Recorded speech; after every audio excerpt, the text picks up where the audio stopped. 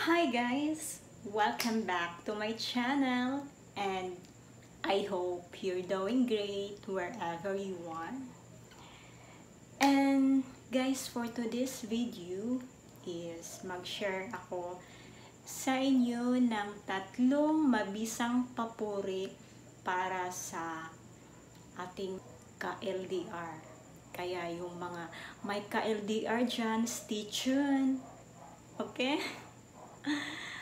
And i-share ko ito based na rin sa sa karanasan ko at saka sa mga libro din na binabasa ko, kasi may may isang motivational, powerful speaker ako na quotes sa love, dating, relationship, si Brother Bo Sanchez. At na-meet ko siya last year, 2018, nung umuwi ako galing abroad. At saka 2019, na-meet ko din siya noong pumunta siya dito sa Davao. Kaya ito naisipan ko din na i-share sa inyo, lalo na sa mga ka-LDR dyan, or kahit hindi siya ka-LDR, pero masasabi ko talaga na effective siya na papuri para sa ating partner. Okay? Before ako mag-start, please watch my video kung hindi nyo pa napanood yung how did we meet ng aking fiancé. May story time ako niyan. At saka please watch also my video about 5 signs kung paano natin malalaman na seryoso ang ating ka-LDR. Okay? And ilagay ko din siya sa description ko. And okay, let's get started to our main topic. 3 na mabisang papuri para sa ating ka-LDR or sa ating partner. And number 1 is hangaan natin siya. Hangaan natin siya hindi sa kanyang damit, kundi sa kanyang katangian. Ang tamang papuri talaga niyan ay ganito. Wow, you look great. I love how you carry yourself. And yes, dahil isa yan, papuri na yan, masasabi ko na melt talaga yung heart ng isang guy.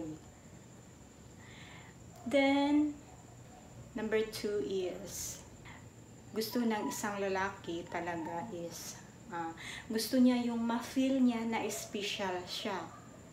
Kapag ma-feel niya na special siya is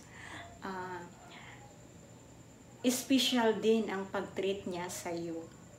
Ako, for example, lagi kong sinasabi sa fiancé ko, ikaw yung matagal ko nang hinintay, or ikaw yung matagal ko nang pinagdarasal talaga sa Panginoon. Yes, palagi ko yung sinasabi sa kanya na you are the best thing I ever waited for. Ma-feel ko talaga na feel niya yung salita na yun. Okay. And number 3, purihin natin siya sa kanyang kakayahan. Halimbawa, katulad ng fiancé ko, pag may mga matapos siya na project niya, nagsisend yan ng picture sa akin. Tapos sinasabi niya, ito yung mga natapos ko na trabaho. Yun, sinasabi ko sa kanya, wow, great job, well done, and it's amazing how hard you work. Thank you. You have a great plan for our future, kasi dahil yun nga, nag-process na kami ng aming K1 fiancé visa.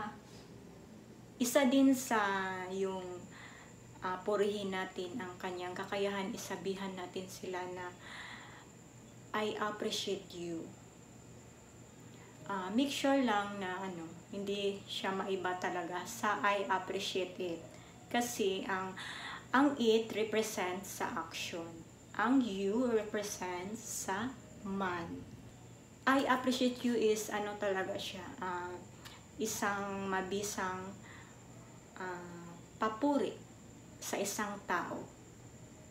And yun lang ang ma-share ko, 3 na mabisang papuri sa ating partner sa ka-LDR or kahit hindi ka-LDR. By the way, may sale po na libro na ito, You Have Power to Create Love by Brother Bo Sanchez. And ilagay ko po yung link sa description. Pwede kayong mag-order ng hard copy or ebook. Okay? And thank you so much for watching. If you are new here in my channel, please don't forget to subscribe and hit the bell button so that you are notified in my next video. Bye for now. Take care and God bless us all. Bye-bye.